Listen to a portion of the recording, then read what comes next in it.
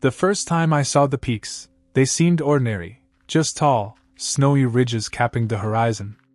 I'd been wandering for weeks, carrying little more than bread, torches, and the memory of a compass that spun aimlessly. My boots pressed into gravel paths that curled between forests, each turn promising nothing beyond the next tree. Yet the mountains stood like walls against the sky, challenging me to climb. By noon I'd reached their base. Snow fell without hurry, flakes stacking into silence. I dug footholds with my pickaxe, scraping stone where frost clung like glass. My arms ached, but the thought of what lay beyond pushed me forward. When I finally pulled myself over the ridge, the world opened. A valley stretched wide, greener than it had any right to be this late in the season. A village lay scattered like seeds, its rooftops dipped in sunlight. The air hummed differently, slower somehow, as if each breath held more than one.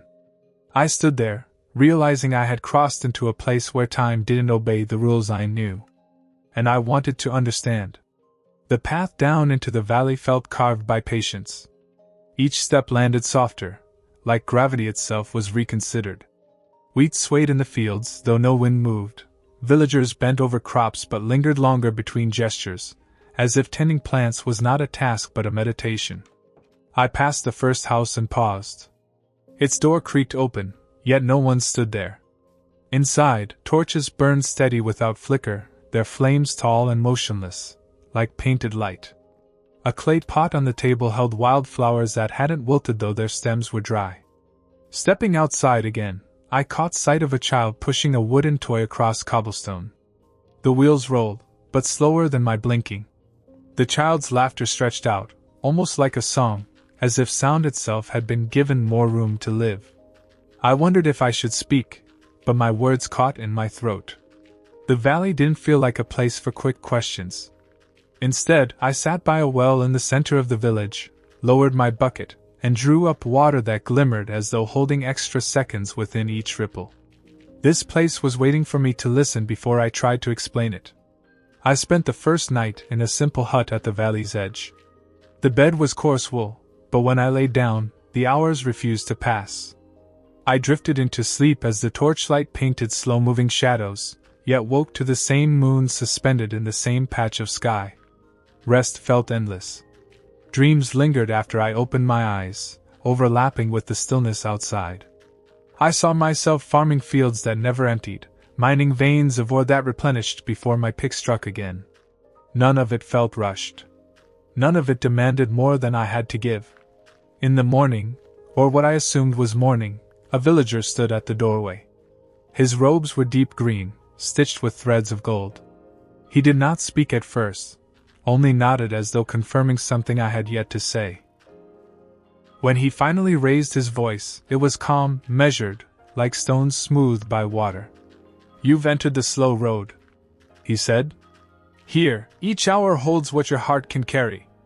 Nothing more, nothing less." I wanted to ask what that meant, but his words folded into the air, and I felt no need to hurry after them. The slow road revealed itself not as a path but as a way of noticing. Every corner of the village seemed arranged to slow me down. The blacksmith worked with deliberate pauses, hammer raised as if listening for something in the metal before striking. Farmers rested between rows, not from exhaustion but to let the soil breathe. I walked the fields and touched the wheat. Each stalk leaned gently, never breaking, each grain ripened without haste. I picked one and rolled it between my fingers. It crumbled slower than sand, as though reluctant to leave its shape. At the edge of the valley, where the grass met riverstone, I found a small shrine built from polished oak. A sign read only, "Stay as long as it takes." I knelt there, feeling my chest unclench. I hadn't realized how many days I'd carried the pressure of running toward things unseen. The villagers passed me with nods, never crowding, never questioning why I had come. Their silence was not empty but generous. I began to wonder, if time here stretched, could it also heal? Days, or what I measured as days, stacked like pages without numbers. I helped rebuild a fence around the sheep pen, each plank fitted with precision, no one rushing nails into place. The animals themselves grazed lazily, wool gleaming in light that seemed longer than sunlight should last. At the well, children drew water in rhythm, one after the other, without impatience. A villager handed me bread, still warm, though I had not seen an oven lit all morning. I ate slowly, and even the taste seemed to linger with more weight, as if flavor itself had time to bloom. One evening, I climbed a hill above the valley and watched the lanterns below. Instead of flickering, they glowed steady, painting long pools of gold across the ground. It felt like watching memory being written in real time, nothing slipping away, nothing urgent. Yet as I stood there, I noticed something beyond the calm, a tower on the far ridge, darker than the valley, unmoving but heavy, as though keeping watch. The slow road held peace, but shadows still had a place here. The villagers rarely mentioned the tower, but their eyes flickered toward it whenever silence stretched too long. I asked once, gently, and the green-robed man only replied, "The tower remembers what we try to forget." His voice carried no fear, only a kind of reverence, as if the structure was both warning and teacher. Curiosity pressed at me. I wanted to climb toward it, yet every step I took in the valley seemed to dissolve the impulse. The soil encouraged patience, the air slowed my breathing, and my body softened into stillness. Perhaps that was the valley's way of protection, dissolving urgency before it could harm. Instead, I focused on small work. I helped carve channels to guide water into the crops. The flowing streams bent around my hands as if acknowledging me, and I noticed ripples holding shapes longer than they should, like patterns waiting to be read. That night, the moon hung above the valley again, frozen in its silver arc.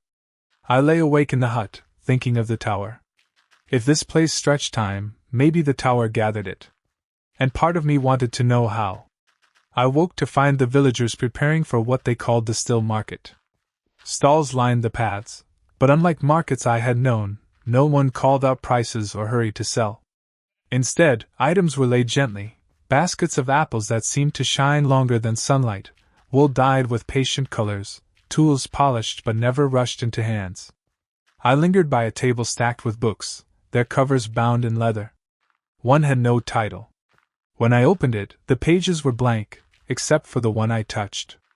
Words bled onto it slowly, forming letters like water finding its channel. "To arrive is already to trade." I closed the book quickly, unsettled but not afraid. The villagers noticed, but offered no explanation. Later, I helped a child craft a lantern. We lit it together, and the flame stood tall, never wavering. I carried it to the edge of the market and set it on a stone.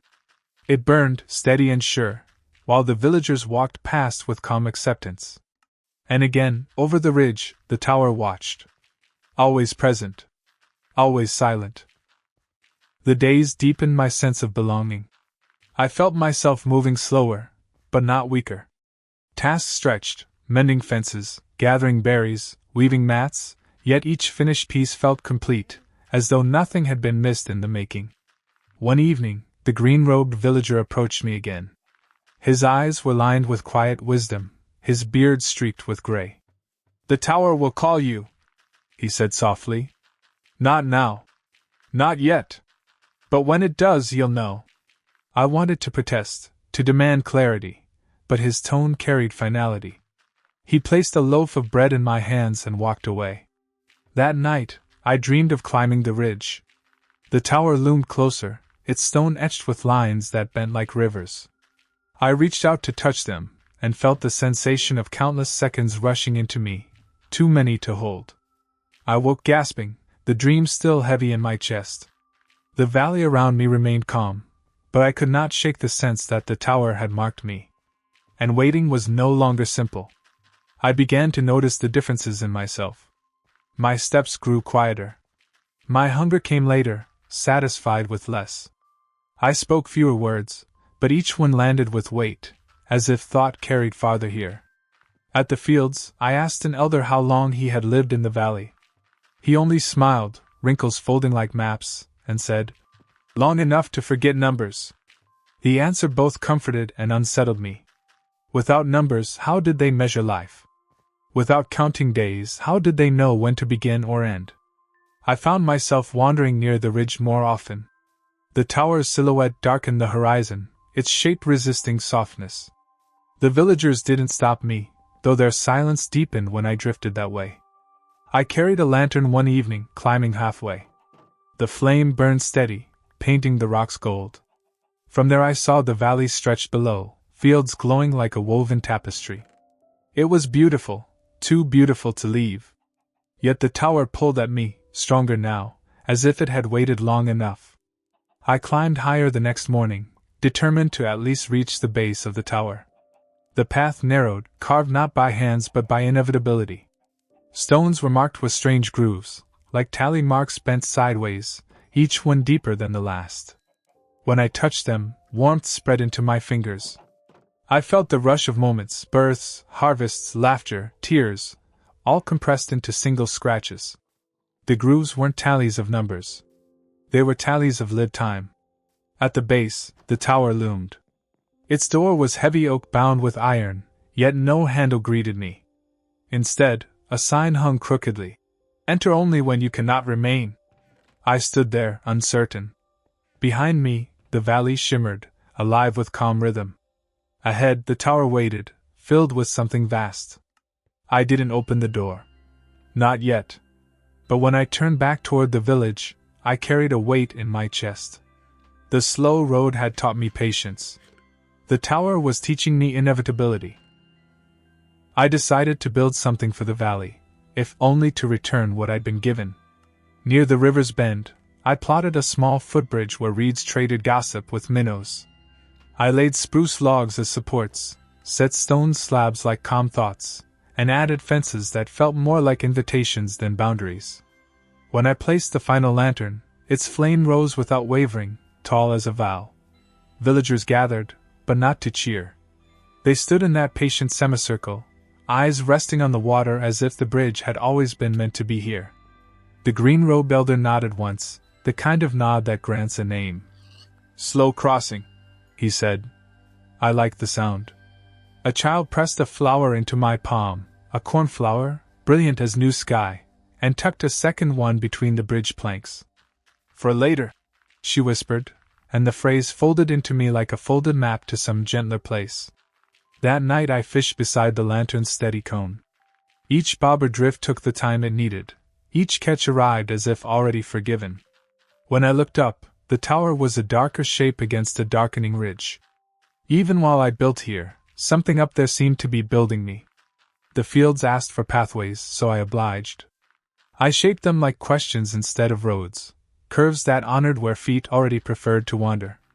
I lined the edges with mossy cobblestone and tucked glow berries under trapdoors, a low constellation to guide night harvests. The valley accepted each block the way loam accepts seed, nothing wasted, nothing hurried. At the market, I traded threads of sugarcane paper for a single clock. It behaved like no clock I'd ever seen. The hands didn't tick, they waited. When I set it on a table, the minute hand moved only when someone made a decision. Farmers laughed softly when they noticed. "Good," said one. "Let time be measured by courage, not by fear." In the afternoon, the elder asked me to help repair the bell frame in the square. Its rope felt worn by blessings rather than alarms. We tightened the joints, sanded splinters, and polished the clapper until it held our reflections. When we struck it once, the note traveled slowly, as though stopping to speak with every doorway along the way. I pocketed the decision clock and glanced toward the ridge. The hand shifted a hair. Perhaps choices were walking me toward the tower, one path at a time. A wandering librarian visited, a villager with a satchel of books and a gaze like a warm fireplace. He offered me a volume bound in birch leather, embossed with a spiral reminiscent of the river's curl. Inside were recipes written in careful hand, not just for food, but for moments. "A loaf for reconciling," one read.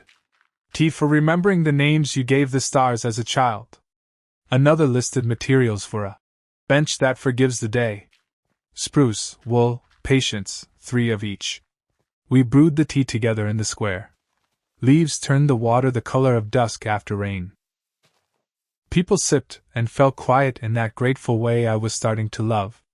The librarian slid another paper toward me, an unsigned map with no compass rose, dotted with small circles labeled. Pause wider enough. Where does it lead? I asked. Usually back to where you meant to go, he said, and closed his satchel with a sound like a page turning. When he left, the valley felt one shade deeper. I traced the map's route with a fingertip and saw that one dot sat exactly where the tower would be. It had no label. Only a ring, like breath held. I folded the map and felt it warming in my pocket, as if readying me. I tried a day without tasks. I walked from pause to wider, and then to the river's elbow where stones wore lichens like patient jewelry. Without doing, noticing took over. Birch bark recorded a history of winters. Beetles debated under a fallen log. Wheat whispered the same secret to every ear, and none of us were jealous. At the slow crossing, I found the cornflower the child had tucked, its petals still bright, as if color here refused to rush toward fading. I sat on the edge and let my feet skim the current. Every ripple came with a small invitation: stay, breathe, begin again. Late afternoon, or what we called it, brought a soft commotion. A cart arrived from beyond the valley, pulled by 2 donkeys that smelled like road. The driver bowed and delivered a crate of redstone components, comparators, repeaters, dust coiled like sunset. A note lay atop, for the clock that isn't about time. The elder looked to me. Will you build it? I didn't know what it was yet, but the question moved my pocket clock's hand forward a full notch. Yes, I said, and the word felt like laying the first block of a bridge I could not yet see the other side of. We raised the frame beside the bell, oak posts, stone base, a face of glass panes to welcome the sky. Inside, I nested observers like thoughtful witnesses and wove redstone dust along the rafters in quiet lines. I tuned note blocks to the valley's 3 most honest sounds: water over shallow stones, a sheep's low murmur, the gentle thunk of wheat harvested right. Instead of measuring hours, the mechanism waited for certain moments to echo: when 2 people chose to forgive, when a harvest began together, when a traveler finally put down a burden. The comparators caught those signals the way cupped hands catch spring water, carefully, respectfully, and sent them to the bell frame. When we powered it, nothing happened. 10 breaths passed. Then a nearby farmer placed a loaf on a neighbor's stoop and knocked once, shy as a first hello. The comparators blinked. The redstone glowed. The bells sang a single note that seemed to look everyone in the eye. No one cheered. We listened. And I realized the tower on the ridge had turned slightly in my mind, no longer a threat but a companion question. If the valley could ring when kindness moved, what would the tower sound like when I finally opened its door? The clock that wasn't about time began to teach us. It rang when a fisherman returned the first catch to the river. It chimed when 2 villagers swapped tools because one grip fit another palm better. It sounded a low, content note when the librarian's map was quietly slipped into the public chest with a sign: borrow and return stories. I started adding small details that the valley would discover slowly. Along the paths, I placed benches facing ordinary sights: a fence corner, a compost bin, the anvil's scuffed side. I labeled them with single words: listen, plenty, again, and watched people treat the labels like gentle dares. A shepherd sat at listen, and started hearing bellwethers before storms. A baker resting at plenty began having his sugar and found the bread sweeter. At dusk, I climbed to the slow crossing with a stack of signs and a handful of lanterns. I hung one under the bridge so light rippled on the water like a patient heartbeat. My decision clock moved a fraction. The ridge darkened. I tried to imagine the tower's interior: books recording seasons without calendars, a staircase that curved with the years, windows cut to look at yesterday from kind angles.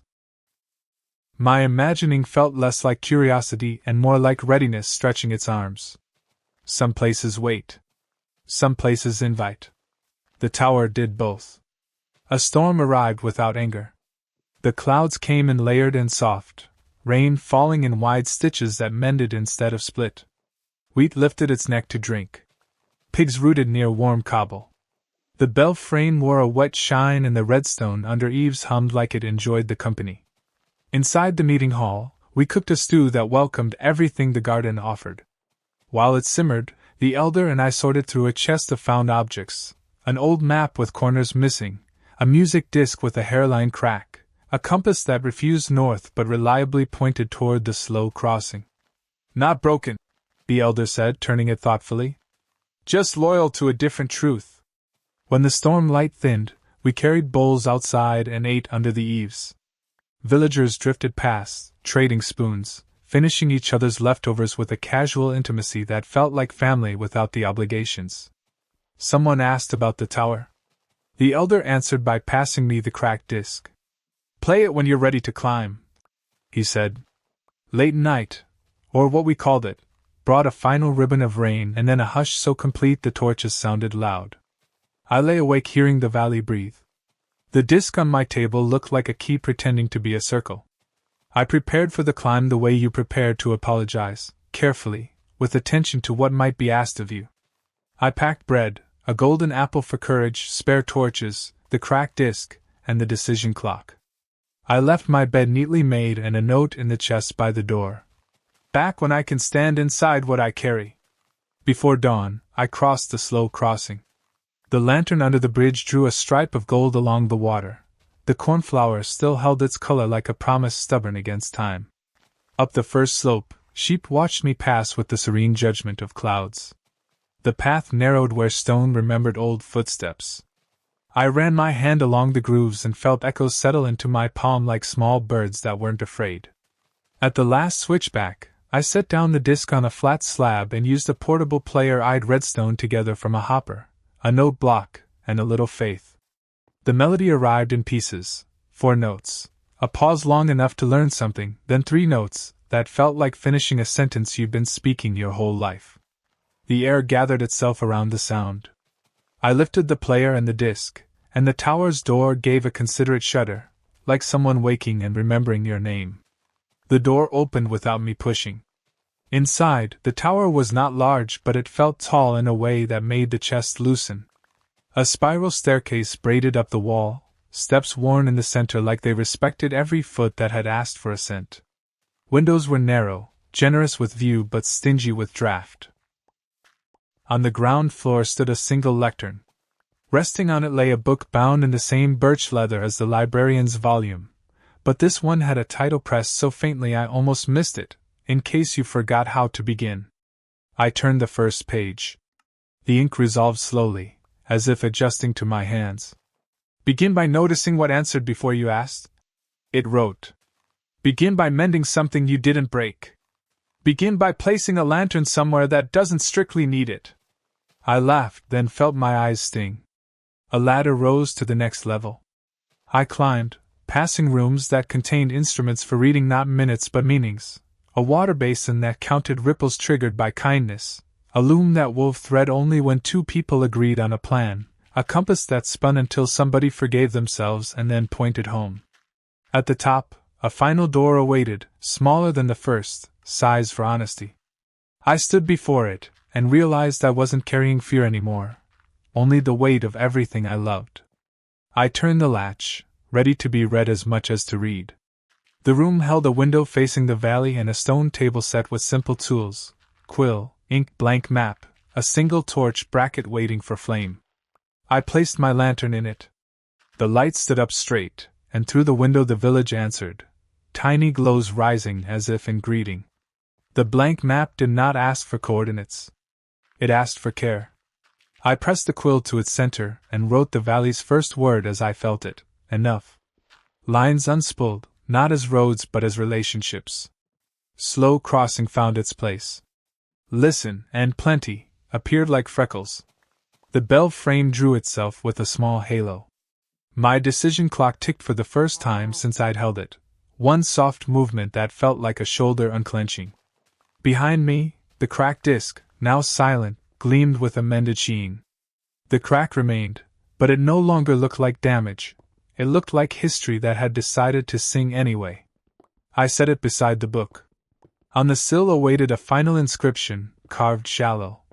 "When you are finished, leave something true and take something gentle." I left the map, not finished but alive. I took only the understanding that time doesn't heal by passing, it heals by being held. I blew out the lantern and the tower kept glowing, as if remembering were its own kind of light. I turned for the stairs, carrying a quiet that would keep opening as I walked back down. The descent felt like returning a library book precisely on time. The grooves along the path no longer pressed histories into my palms. They greeted me like neighbors. At the last bend, I paused to watch the valley breathe. Fields held their patient amber. The bell frame looked less like a structure and more like a verb. I touched the decision clock. It did not move.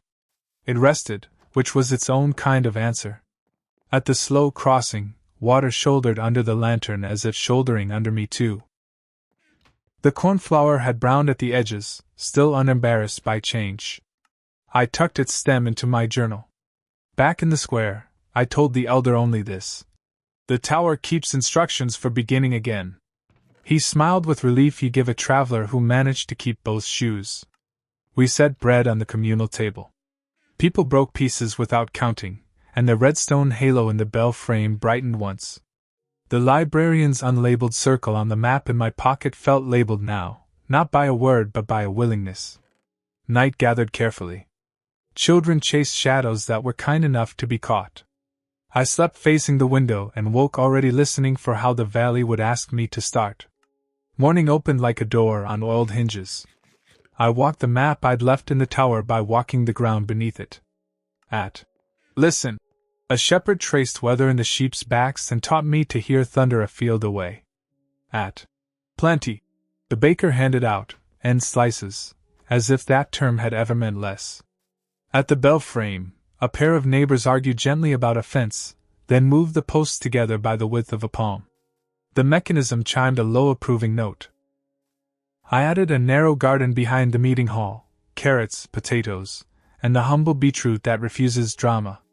Between rows I staked signs. Start, mend, share. I built a small composter that sighed with gratitude each time someone let a peel return to soil. The decision clock tremored and settled, like a bird ruffling after weather. By noon that was not noon, the elder asked me to codify what we'd been practicing. Not rules, he said. Reminders. We carved them into spruce plaques. Leave earlier kindnesses where others can find them. Build edges soft enough to change later. Ring the bell for beginnings, not endings. The tower watched without pressing, and for the first time I felt it learning from us too. Travelers began to arrive by rumor rather than road. A miner with wrists like anvils. A seamstress who could calm wool with her voice. A pair of friends carrying a quarrel like a fragile heirloom they weren't ready to drop. We welcomed them not with fanfare but with room. The miner joined me at the river's elbow and taught me to read stone by temperature. The seamstress mended the bell rope with stitches that looked like small decisions. The friends planted beans together, and ended the day with dirt under their nails and less under their tongues. We raised a lean-to called the listening shed, open on 3 sides, narrow on purpose. Inside, a single bench faced neither the village nor the ridge. It faced the middle distance, where you can't pretend you're anywhere but here. People sat and left lighter than they arrived. At dusk I climbed halfway to the ridge and placed a marker where imagining had once turned me back. A lantern, a slab, a sign that said only, almost. I didn't need it anymore, but I knew someone would. When the bells sang for a harvest begun in unison, the note went farther than I expected, like the tower had opened a window and let it through. We chose a day to do nothing together. The village agreed, no trades, no plans, no improvements masquerading as rest. We walked the paths with empty hands and let noticing do the work. I learned the river keeps 2 currents, one for speed, one for patience, and they braid without quarreling. A child taught me the trick of catching shadows with a bucket. You don't catch them. You carry the bucket and let the shadow decide you're safe. Midway through doing nothing, the cracked music disc in my pouch warmed. I set it on a fence post, and wind alone coaxed out a thread of melody. People gathered the way geese gather, the right number without planning. Someone hummed harmony, another added a beat with the heel of a hand on wood, and soon the song had a body we didn't own. I felt the urge to fix a misaligned slab near the well and did not. The restraint felt like craft.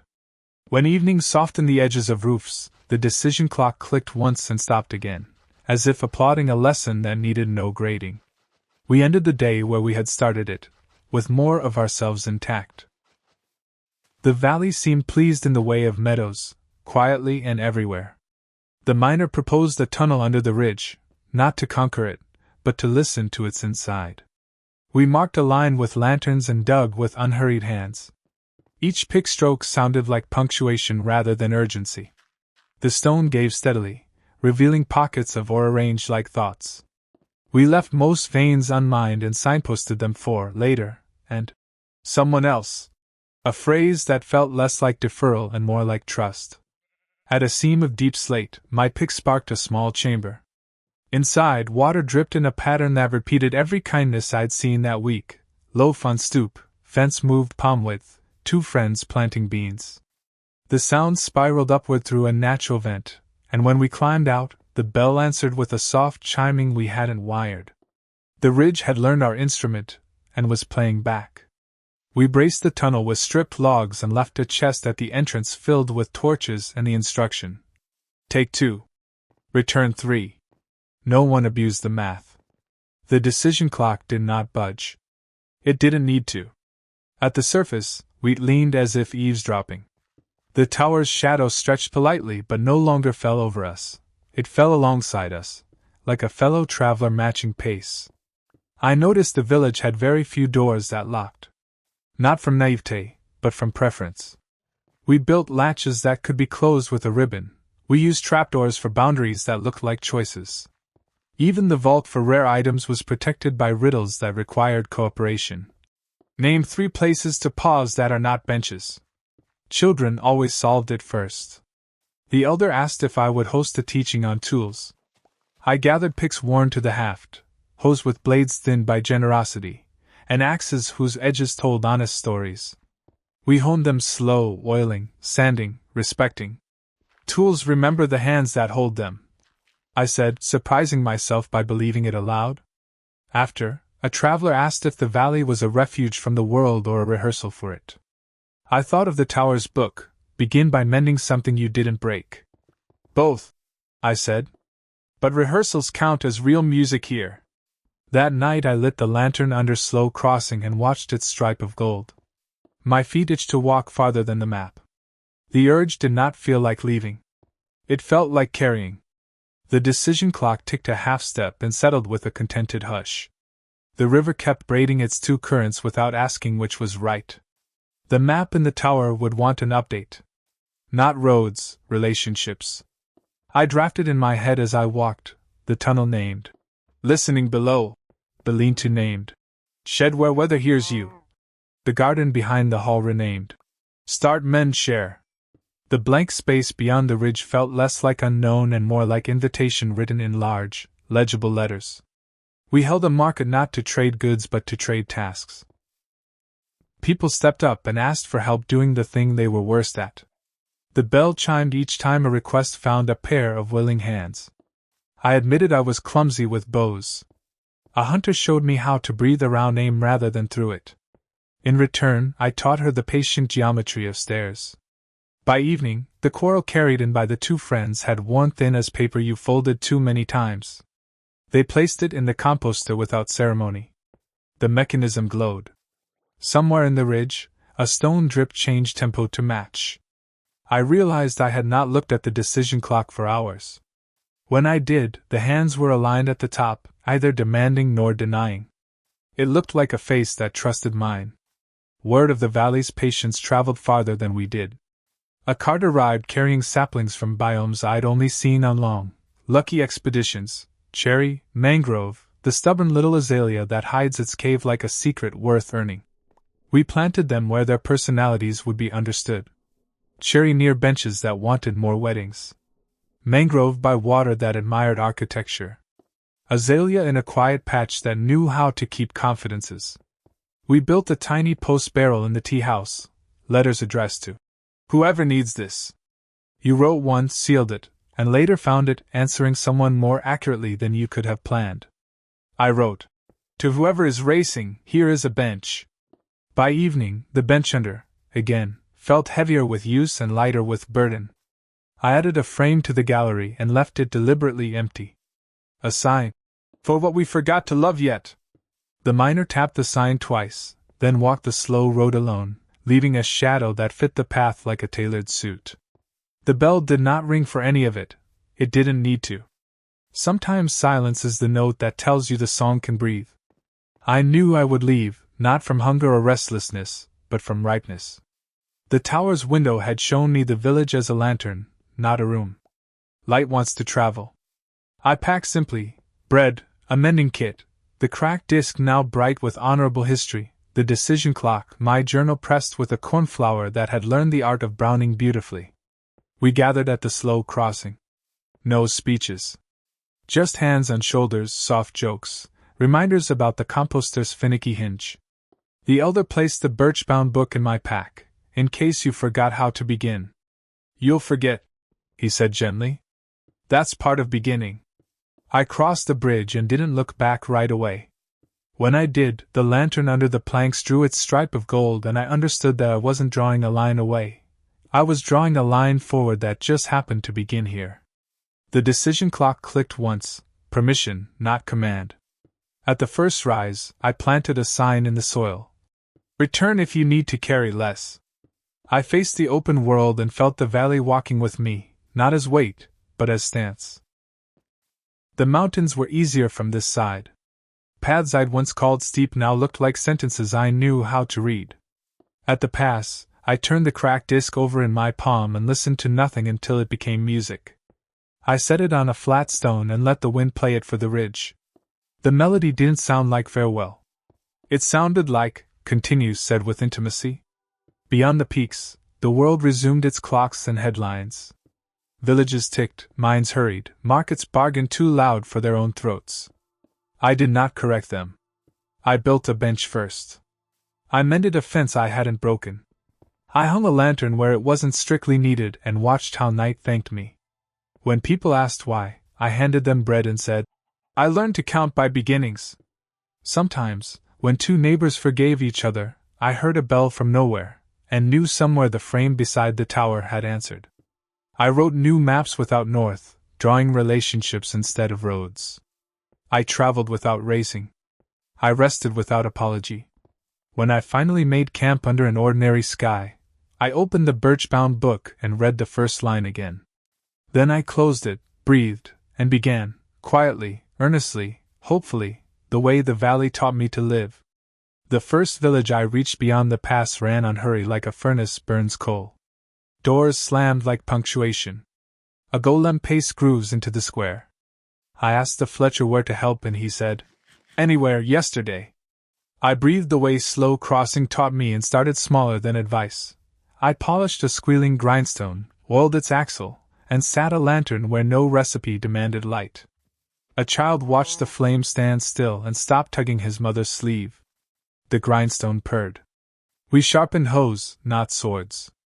The farmer gripping the first hoe frowned at the unfamiliar edge, then laughed, surprised by ease. I built a bench near the composter and labeled it. Pause. A miner sat and stayed long enough to remember he still liked singing. That night I placed the cracked disc on a stair, let wind play 2 notes, and only 2. In the hush that followed, the golem stopped pacing. The square didn't slow by law. It learned slowness like a song you hum before words arrive. North of Hurrytown, spruce closed around a lake clear as questioned glass. 2 fishermen argued about whose bobber deserved luck. I asked to build a tiny pier and laid spruce slabs in 4 patient rows. At the end, I affixed a sign. Trade a worry for a word. I stocked a barrel with slips reading, Later enough, begin kind. The first fisherman deposited. I always lose. And drew. Again. He snorted, then cast.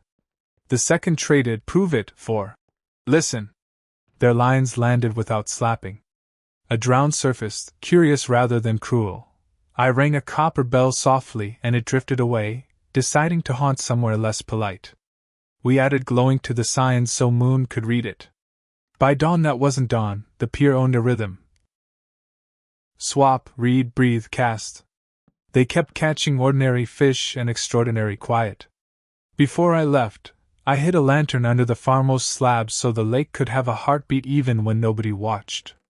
Water deserves to be reminded. I walked the shoreline until the lake forgot my footsteps. At a bend of cattails, I wrote a last note and tucked it under the pier's edge where the hidden lantern breathed. To whoever arrives after me, trade only what you're done carrying. Keep the word. The water accepted the paper like a small, solemn oath. On the ridge back toward the pass, wind found the cracked disc in my pack and struck two clear tones. Somewhere far behind me a bell must have answered, period, question, agreement. I checked the decision clock. Both hands rested at the top, not urging, only ready. It felt less like time and more like stance. At the cairn where paths divide, I planted a narrow sign pointing both directions. Begin here. Then I faced forward and walked as the valley had taught me, bench first, lantern second, mending third, until the world around me remembered how to exhale. When camp came, I opened the birch-bound book, touched the first line without reading it, and let the night finish the sentence.